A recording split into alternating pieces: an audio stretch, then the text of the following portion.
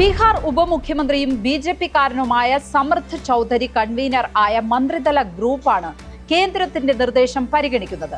ആ സമിതിയിൽ സംസ്ഥാന ധനമന്ത്രി കെ.എൻ. ബാലഗോപാലും പശ്ചിമബംഗാൾ ധനമന്ത്രി ചന്ദ്രിമ ഭട്ടാചാര്യയും കർണാടക റവന്യൂ മന്ത്രി കൃഷ്ണ ബൈരെ ഗൌഡയുമുണ്ട്.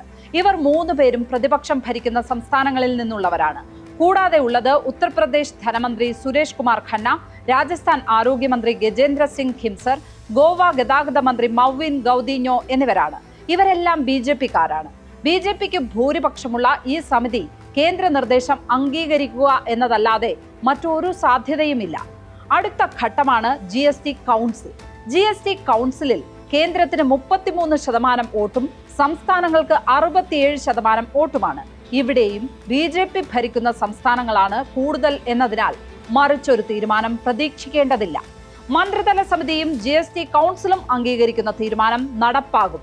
ദീപാവലി വിപണി ലക്ഷ്യമിട്ട് ഒക്ടോബറിൽ തന്നെ ഇത് സാധ്യമാക്കും. അത് കേന്ദ്ര സർക്കാരിന്റെ വലിയ നേട്ടമായി ചിത്രീകരിക്കാനും കഴിയും. പ്രത്യക്ഷത്തിൽ ബി.ജെ.പി തീരുമാനിക്കുന്നതല്ലാതെ മറ്റൊന്നും GST ഘടനയിൽ സംഭവിക്കില്ല.